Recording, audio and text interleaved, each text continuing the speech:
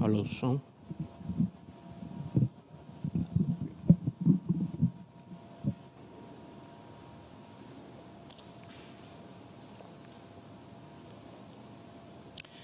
Graça e paz a você e sua família que nos assiste e que também participa deste culto, adorando e bendizendo o nome do nosso Senhor. Quero convidá-los a abrir a palavra de Deus no livro de 1 Reis, no capítulo 19. Iremos fazer um recorte da história de Elias, um grande profeta de Deus que viveu tremendas experiências. E através desta história maravilhosa da vida deste profeta, iremos pregar no tema Saia da Caverna.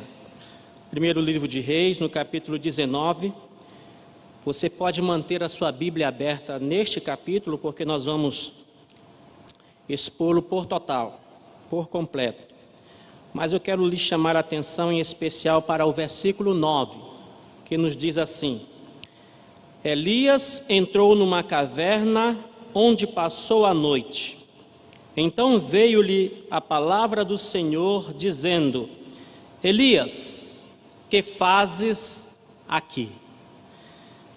Parece meio contraditório quando lemos este texto da vida de Elias, o profeta do Senhor que teve profundas experiências com Deus.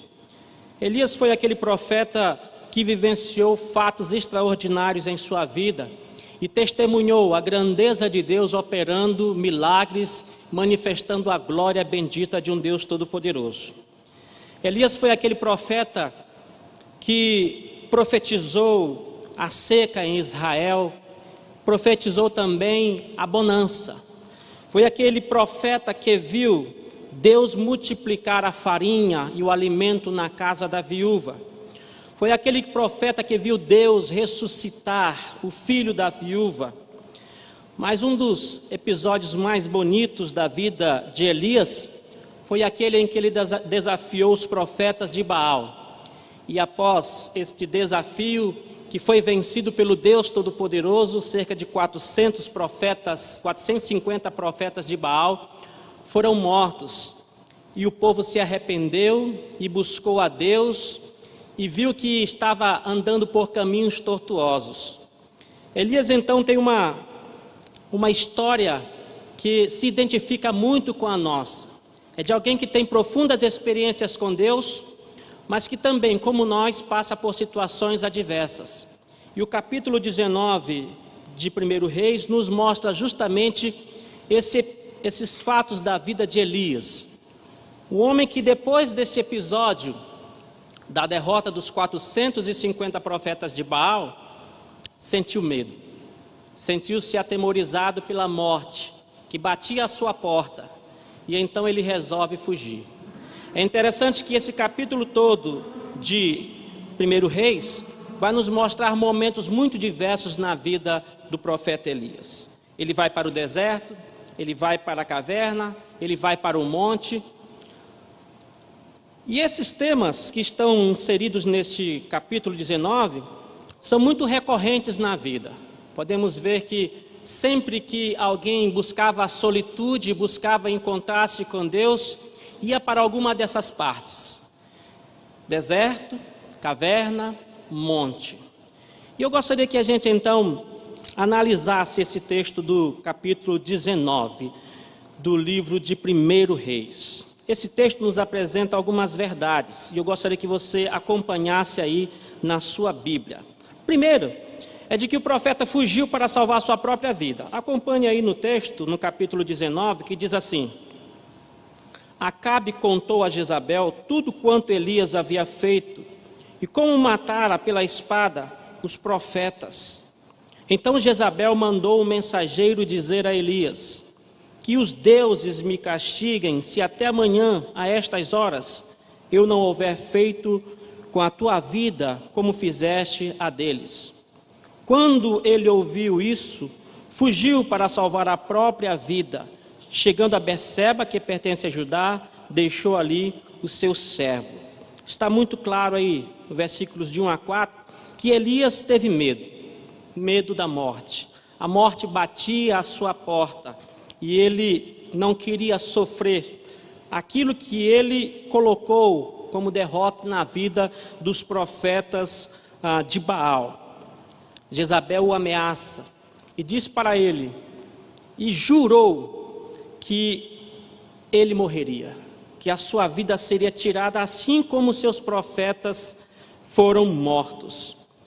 É interessante porque Elias é um homem que tem experiências maravilhosas com Deus e que, como testemunha de Deus, dos milagres do Senhor, será que no seu íntimo ele não cria que Deus o poderia proteger? Mas em vez disso ele resolve fugir, porque teve medo. E o medo gerou no coração de Elias incredulidade, gerou no coração de Elias incertezas. E então ele foge da presença do rei, foge da presença da rainha, porque queria se proteger. Mas quem protegeria Elias? Não era Deus? Quem o guardaria? Não era Deus? O salmista Davi diz, aquele que te guarda não dorme. Mas Elias agora estava atemorizado, e o temor trouxe ao seu coração incredulidade. O texto nos mostra que Elias foge, mas ele vai até uma cidade, a cidade de Berseba, e ali ele resolve deixar o seu servo e ir adiante, sozinho. E então no versículo 5 a 7 nos diz, aliás, no versículo 4, mas ele entrou pelo deserto, caminho de um dia, sentou-se debaixo de um arbusto e pediu para si a morte, dizendo, já basta, ó Senhor, toma agora a minha vida, pois não sou melhor que meus pais. E deitado debaixo do arbusto adormeceu. Então um anjo o tocou e lhe disse, levanta-te e come. Ele olhou à sua cabeceira, havia um pão assado nas brasas e uma vasilha de água. Tendo comido e bebido, voltou a se deitar. O anjo do Senhor veio pela segunda vez, tocou-lhe e disse-lhe, levanta-te, come, porque a viagem será muito longa. Esse texto mostra que Elias foge para o deserto. E com certeza o deserto era para ele uma experiência tremenda de comunhão com Deus. Muito se parece esse texto com o de um outro profeta fujão, Jonas, que quando Deus o designa para ir para uma missão importante, ele foge da presença do Senhor. E assim como Elias, ele se esconde, ele se afasta de Deus, mas depois ele se encontra no momento em que Deus o ajuda, o abençoa, lhe dando sombra e alimento. Deus então vai ao encontro de Elias no deserto e o alimenta. Ali sozinho, ali desanimado, o anjo diz para ele que ele tem uma longa jornada a trilhar e que precisava se alimentar. E quem lhe providencia? E é interessante porque quando olhamos os versículos anteriores, ele foge da presença de Deus, aliás, do rei, com medo de ser morto. Ele acreditava que Deus o sustentaria, mas a incredulidade trazida pelo medo o travou. E Deus o encontra no deserto e diz, eu estou contigo, não temas, e o alimenta e o sustenta, e diz, olha, te alimenta porque tu tens uma longa jornada agora comigo. Tu tens uma longa caminhada comigo, porque Deus buscava se revelar para o profeta de uma maneira toda especial. E aí nós podemos observar que a partir do versículo 8, Deus se revela àquele profeta. E exige dele muito mais, do que uma devoção. Exige dele a própria vida, exige dele o seu coração. Diz a palavra do Senhor no versículo 8, ele se levantou, comeu e bebeu. Com a força desse alimento caminhou 40 dias e 40 noites até Horebe, o monte de Deus. Ali entrou numa caverna, onde passou a noite. Então veio a palavra do Senhor, dizendo-lhe, Elias, que fazes aqui? A distância de Berseba até o monte Sinai, que era o monte Horebe, é de cerca de 423 quilômetros. Elias já havia andado uma boa parte, e quando ele chega até Horebe, o monte de Deus, ele havia caminhado 320 quilômetros. E é interessante que quando olhamos essa distância, 40 dias e 40 noites, os estudiosos dizem que propriamente a pessoa faz em menos tempo.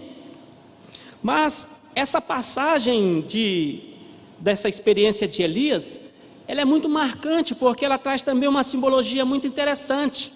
O povo de Deus saiu no caminho à terra prometida e em 40 anos chegou até a terra prometida. Elias estava fazendo o caminho contrário.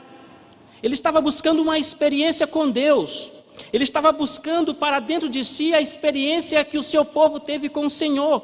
E ele então quer voltar ao Sinai. E ele caminha propriamente no mesmo passo que o povo. Mas é importante também que nós identifiquemos algo que é diferente. Elias estava em jejum. Ele havia comido 40 dias e 40 noites caminhando sem comer. Então ele estava andando lentamente, parando, e depois desses 40 dias e 40 noites de andar 320 quilômetros, ele chega ao seu destino. Ele sobe ao monte. No versículo 8 a 10 diz que ele vai ao monte. Porém, ele se esconde na caverna. Veja bem, deserto,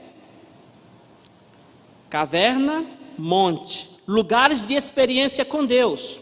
Porém, quando pensamos em caverna, a Bíblia vai nos mostrar que as cavernas eram usadas para vários propósitos. O primeiro deles era usado para moradia. Quando Ló foge de Sodoma e Gomorra, ele se abriga nas montanhas e mora com as suas filhas numa caverna, ali desprotegido, sem recursos. A montanha também, aliás, a caverna também servia de sepulcro. E nós temos nomes que são próprios e que identificam muito bem esses sepulcros. A caverna de Macpela, que Abraão comprou para sepultar a sua esposa, e que também foi o seu sepulcro, né? Mas também a caverna servia de esconderijo, de fuga. Quando Davi foge com os seus 400 homens, e todos aqueles que estavam endividados, que tinham problemas, que estavam em situações adversas, quando ele foge, ele se esconde numa caverna, a famosa caverna de Adulão.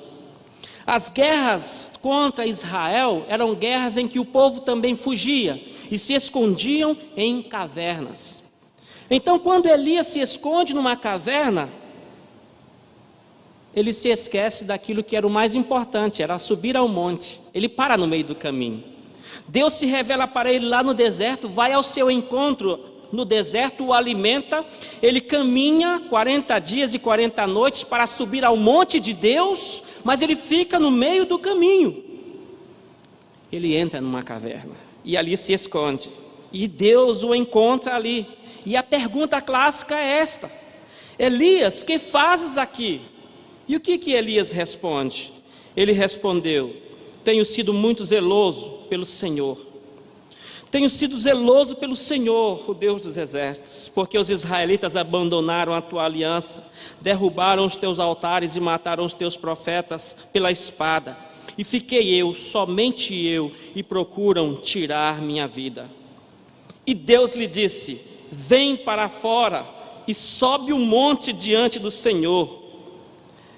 Deus diz para ele: vem para fora. Elias sobe ao monte, mas se esconde na caverna. E quando ele expressa: Senhor, só fiquei eu, ali ele estava com autopiedade, autocomiseração, se julgando alguém que era imprescindível e que a vida dele era tão preciosa que não podia ser perdida. Mas Deus o chama para fora e o chama para se revelar para ele. E é interessante porque essa é uma das passagens mais bonitas dessa experiência que Elias tem com Deus. No versículo 11 diz assim: então o Senhor passou, e um grande e forte vento soprava, separava os montes e despedaçava os penhascos diante do Senhor, mas o Senhor não estava no vento. Depois do vento veio um terremoto, mas o Senhor não estava no terremoto. E depois do terremoto veio fogo, mas o Senhor não estava no fogo. E depois do fogo veio uma voz mansa e suave. Ao ouvi-la, Elias cobriu o rosto com a capa e saindo ficou à entrada da caverna. E veio uma voz que dizia: Elias, que fazes aqui? Que experiência tremenda, que experiência maravilhosa. A revelação de Deus ao profeta vai dar um ressignificado à sua vida. Deus diz: Elias, sai da caverna.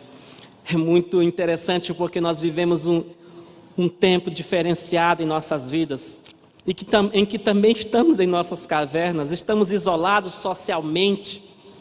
E olha, eu quero dizer para você: não saia de casa, não saia da sua caverna, porque nós estamos em um tempo de pandemia. Mas Deus lhe chama de dentro do seu interior, de dentro da sua caverna interior, de dentro da sua alma, e diz: o que fazes aí dentro? Ele quer dar um novo ressignificado, um novo significado à sua vida. Deus lhe envia para uma nova experiência. Deus chama Elias e diz: olha, Elias, agora, depois desse encontro comigo, tu terás uma nova perspectiva. É interessante porque quando olhamos que Deus não se revela em tudo aquilo que era fácil de identificar, isso também nos traz um entendimento para estes dias, em que você pode estar ouvindo muito barulho do vento, barulho de quebra-quebra, né, de terremoto, né? Você pode também estar vendo o fogo cair do céu, mas nem sempre Deus está em todos esses eventos miraculosos, esses eventos poderosos que estamos contemplando. Às vezes a sua doce voz está soprando ao nosso coração, uma voz mansa e suave, que só quem entende é aquele que o conhece. E Elias, ao ouvir esta voz, ele sai da caverna.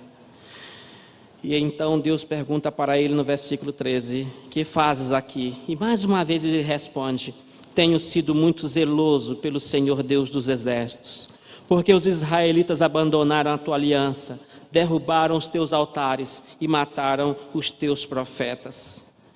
Então Deus agora vai designá-lo, vai fazer com que a sua vocação seja ressignificada. E Deus então diz para ele: olha, no versículo 15, vai, volta. Que coisa! Eu estou fugindo da morte, eu estou fugindo de ser trucidado, porque eu vejo que só sobrou eu. Mas Deus, depois da experiência que Elias tem com ele, diz: volta para lá. Então o Senhor lhe disse no versículo 15: vai e volta por onde vieste, para o deserto de Damasco. Quando chegares ali, ungirás a Azael rei sobre a Síria, e a Jeú, filho de Ninsi, ungirás rei sobre Israel, e a Eliseu, filho de Safate, de Abel-Meolá, ungirás para ser profeta em teu lugar. O que escapar da espada de Azael, Jeú o matará, e o que escapar da espada de Jeú, Eliseu o matará. Que palavra maravilhosa! Aquele profeta amedrontado, entristecido e duvidoso do que seria do mundo sem a sua vida, agora, depois de que se encontra com Deus, Deus diz: volta para lá, e volta com autoridade, volta sem medo, para ungir reis, para levantar líderes, e levanta também um novo profeta em teu lugar. Tu vais ungir um novo profeta em teu lugar. E então Elias vai com toda a coragem, porque Deus revela para ele: olha, não foi só tu que ficaste, não foi só tu que ficaste salvos. No versículo 18 ele diz assim: eu deixei 7.000 em Israel, todos os joelhos que não se dobraram a Baal, e toda a boca que não o beijou. Elias não estava sozinho. A sua vida é importante, mas saiba que assim como você, há muitos que me servem, há muitos que me adoram, há muitos que estão comigo, há muitos que estão vivendo para a minha glória. Deus então envia Elias para voltar, ungir reis, mas também para levantar um novo discípulo, para preparar alguém para o substituir. E então no versículo 20 e 21, e a gente fecha, diz assim: então, deixando os bois, Elias partiu dali no versículo 19, encontrou Eliseu, filho de Safate, que arava com 12 juntas de bois diante dele, e ele estava com a 12ª. Elias se aproximou de Eliseu e lançou sua capa sobre ele. Então, deixando os bois, Eliseu correu até Elias e disse: deixa-me beijar meu pai e minha mãe, e então te seguirei. Elias respondeu: vai e volta. O que fiz contigo? Ele voltou, pegou a junta de bois e o matou, e com o jugo dos bois cozinhou a carne e a deu ao povo, e eles comeram. Então ele se levantou e passou a seguir Elias e a servi-lo. A gente fecha a análise desse texto mostrando que Deus lhe deu um discípulo para ser preparado para a obra. Além dos 7.000, agora tinha alguém que iria tomar o seu lugar, que iria viver para a glória de Deus junto com Elias e que iria dar prosseguimento à sua obra. O seu medo havia cessado, toda a sua tristeza havia acabado. E encorajado por Deus, Elias sai da caverna, porque Deus o chama da caverna e o designa para cumprir o seu ministério. Meus irmãos, cada experiência frustrante da nossa vida pode ser o início de uma grande experiência com Deus. O Deus que nos permite ir para o deserto é o Deus que nos encontra no deserto e nos alimenta e nos sustenta. O Deus que nos permite entrar na caverna é o mesmo Deus que de fora nos chama: que fazes aí? O Deus que nos permite entrar na caverna é o mesmo Deus que nos faz subir ao monte da sua presença para estar em sua glória, para vermos a sua glória. E eu quero então tirar 4 aplicações para a gente fechar a mensagem desta noite. A primeira delas é que, como Elias, mesmo que tenhamos vivido grandes experiências com Deus, os ataques do mal podem nos atingir e nos desanimar. Nós não somos infalíveis, nós somos seres humanos, nós estamos suscetíveis ao medo, à tristeza, à dor. Nesse tempo eu sei que há tantas pessoas que estão com seus corações angustiados, e mesmo crentes, mesmo sendo pessoas que conhecem a Deus profundamente, se encontram completamente sem sentido para a vida, desesperadas. Nós passamos por isso, é normal, mas Deus está conosco. O Deus que nos olha no deserto, Ele está conosco no deserto e vai lá nos alimentar. Saiba que Deus cuida da sua vida, que Deus se interessa por você e pelos seus problemas, pelas suas dificuldades, mas Ele vai dizer: saia da caverna. Se cairmos num abismo profundo, infinito, se entrarmos na mais profunda caverna, Deus vai estar lá também, mas vai nos chamar para fora. Ele não quer que permaneçamos nesta caverna, Ele não quer que permaneçamos alheios àquilo que está fora, porque lá fora Deus está nos chamando para vivermos os seus planos, os seus sonhos, aquilo que é o seu propósito. Deus nos usará poderosamente, vai ressignificar a sua vida quando nós dermos para Ele o controle, nos rendermos completamente a Ele. Nós dizemos: Senhor, eis aqui a minha vida, eu nada sou, eu nada posso sem o Senhor. Então, creia em Deus, confie em Deus. Deus vai te tirar do deserto, vai te tirar da caverna, vai fazer-te subir ao monte e vai te sustentar para que você seja bênção na vida. Eu quero concluir a mensagem desta noite pensando numa 4ª aplicação que para mim é a que mais traz significado a esse texto. O que esse texto tem a ver com o Evangelho? O que esse texto tem a ver com Cristo? Como podemos ver a ação de Deus em Cristo nesse texto? E aí eu quero encerrar dizendo que esse texto nos mostra um Deus que veio ao nosso encontro. Um Deus que se importou conosco de uma tal maneira que nos viu perdidos em nossos pecados, nos desertos, andando como ovelhas desgarradas sem pastor. Um Deus que nos buscou com ternura e com amor. Um Deus que providenciou seu Filho Jesus para morrer na cruz do Calvário. É um Deus que, quando nos viu desgarrados como ovelhas, longe dos seus caminhos, com a sua doce voz, nos chamou E como diz no texto bíblico, ao ouvir esta voz, não endureça o seu coração. Se hoje ouvirdes a sua voz, não endureça o vosso coração. A voz suave de Deus, a voz mansa e branda do Senhor lhe chama e diz para você: o que fazes aí? Se você está longe dos caminhos de Deus, se você está no desespero desta vida, sem rumo, sem um norte, se você está completamente afundado, Deus estende a sua mão, Deus brada com a sua voz para lhe reerguer e lhe transformar. No dia 18 de fevereiro de 1991, um dia após eu ter ouvido a doce voz do Senhor ao meu coração e aceito o Senhor como meu único e suficiente Salvador, eu me coloquei numa situação adversa que mudou a minha vida.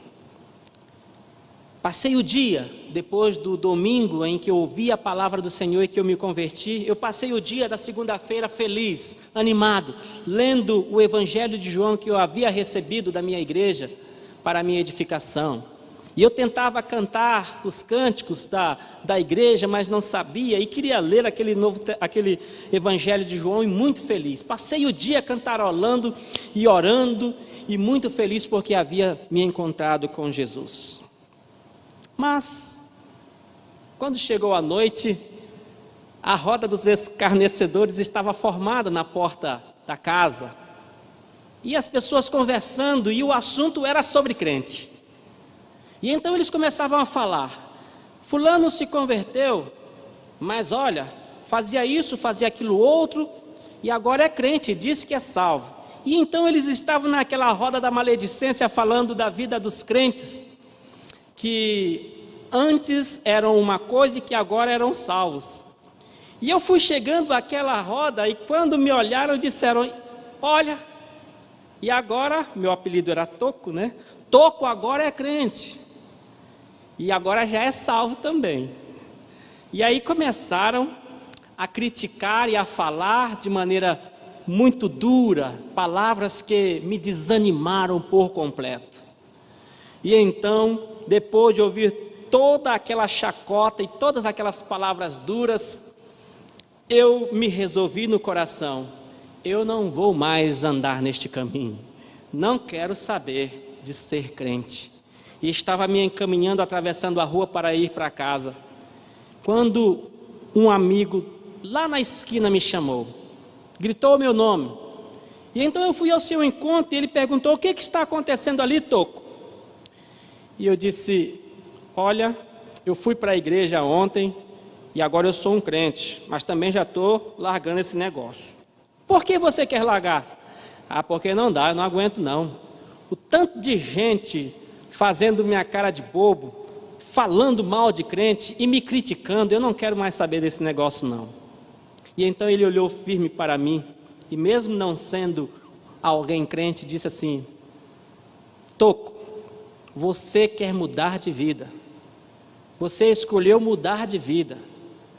Essas pessoas, elas estão com a vida atolada, longe de Deus. Siga o seu caminho, fique firme, vá em frente, não desista.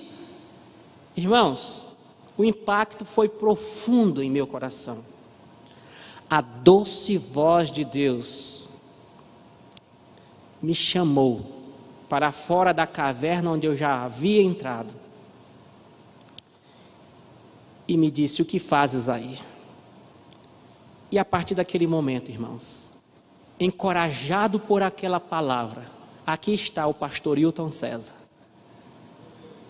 Há quase 30 anos, a doce voz do meu Senhor me falou pela segunda vez. A primeira foi quando eu me converti um dia anterior, e eu entreguei a minha vida a Jesus, fui à frente. E a segunda foi quando eu entrei numa caverna no dia seguinte, para me afastar dele. E ele então me diz, através da boca daquele homem: o que fazes aí? Vem para fora. Ah, meu querido, minha querida, talvez você esteja realmente em alguma caverna, de onde Deus de fora lhe diz: saia daí. O que você está fazendo neste lugar? Entregue sua vida para Jesus, confie nele, ande nos seus caminhos. Daquele dia em diante a minha vida foi completamente diferente. Eis-me aqui, um servo do Senhor firme, e no próximo ano completaremos 30 anos de vida cristã. Por quê? Porque um dia a doce voz de Deus disse: o que fazes aí? Sai da caverna. Feche os seus olhos e vamos orar. Deus, nós te agradecemos, porque sabemos que a tua doce voz sempre está a falar ao nosso coração. E como diz na sua palavra: se hoje ouvirdes a minha voz, não endureçam os vossos corações. Assim também nesta noite, aquele que está a ouvir estas palavras, Pai, não endureça o seu coração, mas que ao ouvir a tua voz possa te obedecer e sair da caverna, sair das trevas para a luz, sair, Pai, do lamaçal para colocar os pés firmes na rocha que é o Senhor Jesus, sair, Pai, da incredulidade para a fé em Jesus, sair, ó Pai, da desobediência para servir ao Senhor de todo o coração, ó Deus, sair do desespero, sair, Pai, da falta, Senhor, de confiança, para se entregar por completo ao Senhor. Assim nós oramos e te agradecemos, em nome de Jesus. Amém. Amém.